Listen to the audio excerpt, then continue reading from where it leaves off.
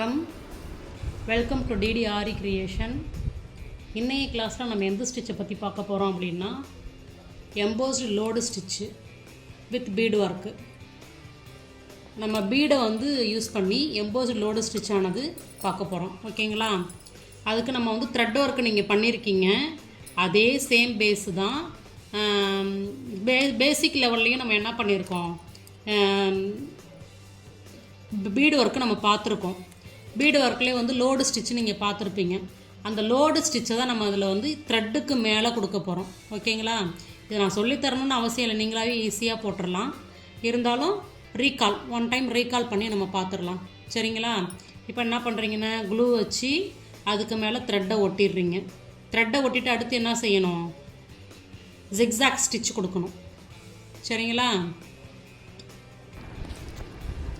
இப்போ zigzag stitch கொடுத்துட்டு நம்ம பீடு ஒர்க்கு பண்ண போகிறோம்.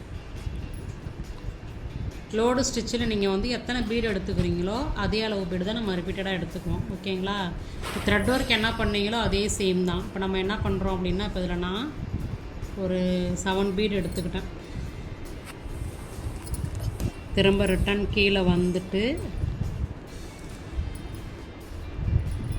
இப்போ இதில் நம்ம சிங்கிள் பீடு ஒர்க்கு பார்த்துக்கிட்டு இருக்கோம். ஓகேங்களா?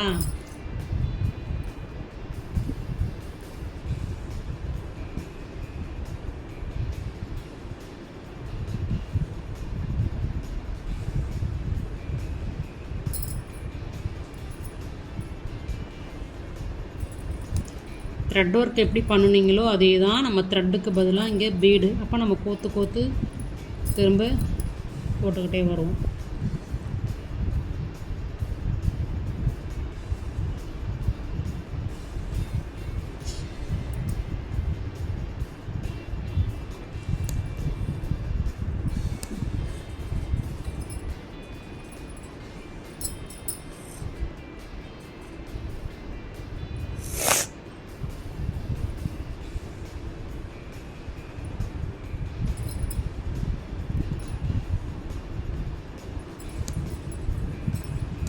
இதே மாதிரி கண்டினியூஸாக கொடுக்க வேண்டியதான்.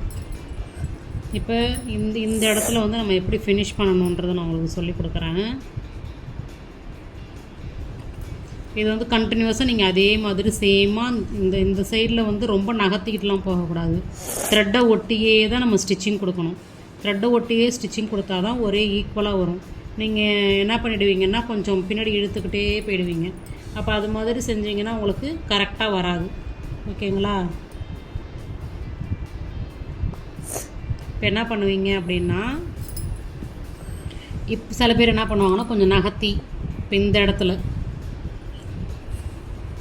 இவ்வளோ தூரத்தில் வச்சு போடும்போது உங்களுக்கு முன்ன பின்ன ஆகும். பாருங்கள், நான் இப்போ போட்டு காமிக்கிறேன். போட்டதையே பிரிச்சுட்டு என்ன பண்ணியிருக்கேன் அப்படின்னா போட்டு காமிக்கிறேன். இப்போ என்ன ஆகுது, இது நேராக வந்தது. இங்கே என்ன ஆகிடுச்சு, கொஞ்சம் கிராஸாக இப்படி போயிடுச்சு. அப்போ அது மாதிரி நம்ம செய்யக்கூடாது. இப்போ என்ன செய்யணும்னா, இந்த த்ரெட்டை ஒட்டியே நம்ம ஸ்டிச்சிங் கொடுத்து எடுக்கணும். த்ரெட்டை ஒட்டியே ஸ்டிச்சிங் கொடுத்து எடுக்கணும்.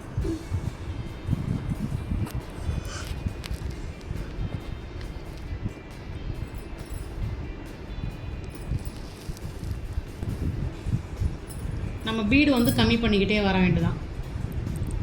உங்களுக்கு கிராஸ் நம்ம ஃபஸ்ட்லேருந்து 1 2 3 அப்படின்னு வச்சுக்கிட்டு போட்டாலும் ஓகே தான். இங்கே பாருங்கள்,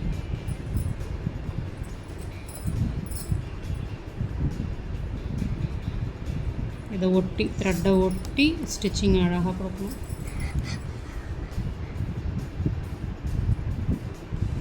திரும்ப ரிட்டன் இங்கே உங்களுக்கு அந்த த்ரெட்டானது மறைஞ்சிடும். அதே சமயம் நமக்கு சேம் ஈக்குவலாக வந்துடும். இப்போ நம்ம த்ரெட்டு நீடில் தான் நம்ம பீடு போட்டுக்கிட்டு இருக்கேன். சுகர் பீடு எம்போஸ்டு கொடுக்கும்போது நம்ம பீடு நீடில் எடுத்தோன்னா அது உங்களுக்கு ஸ்டார்டிங்கில் கொஞ்சம் கஷ்டமாக இருக்கும். போக போக நீங்கள் ப்ராக்டிஸ் பண்ணிக்கலாம். ஓகேங்களா? திரும்ப ரிட்டன் வந்துட்டு ஒரு 2 பீடு 3 பீடு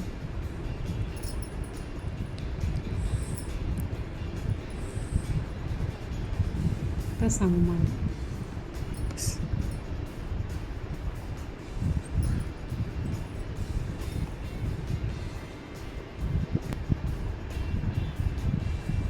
இப்போ அந்த இடத்துல எப்படி உங்களுக்கு ஃபினிஷ் பண்ணணுன்றது போட்டு காமிச்சிட்டேன். திரும்ப இந்த இடத்துல வந்து இதை ஃபுல்லாக ஃபினிஷ் பண்ணிவிட்டு கூட நம்ம அதை கண்டினியூ பண்ணிக்கலாம். ஓகேங்களா? அது லாஸ்ட்டாக ஃபினிஷ் பண்ணிக்கலாம், ஒன்றும் தப்பு இல்லை. இப்போ நான் உங்களுக்கு ஈஸியாக தெரியணும் அப்படின்றதுக்காக போட்டு காமிச்சிட்டேன்.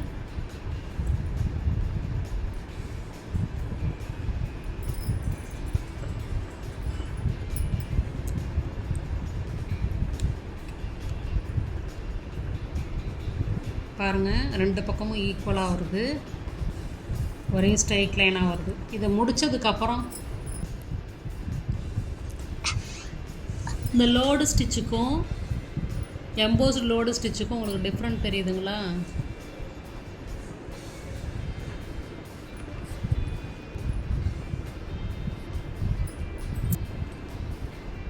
இப்போ இந்த லோடு ஸ்டிச்சுக்கும் எம்போஸ்டு லோடு ஸ்டிச்சுக்கும் உங்களுக்கு வித்தியாசம் தெரியுதுங்களா?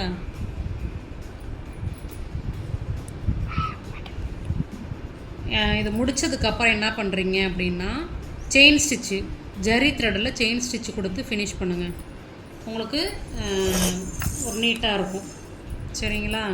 நம்ம எப்போதுமே வந்து ஒரு ஒர்க்கு முடித்ததுக்கப்புறம் அது சுற்றிலும் என்ன பண்ணணும், செயின் ஸ்டிச் கொடுக்கணும். நீங்கள் செயின் ஸ்டிச் கொடுத்து எனக்கு ஃபோட்டோ எடுத்து அனுப்புங்க. என்ன மிஸ்டேக் ஏதாவது இருந்துச்சு அப்படின்னா அதில் என்ன கரெக்ஷன் பண்ணணுன்றதை நான் உங்களுக்கு சொல்லி கொடுக்குறேன். நன்றி, வணக்கம்.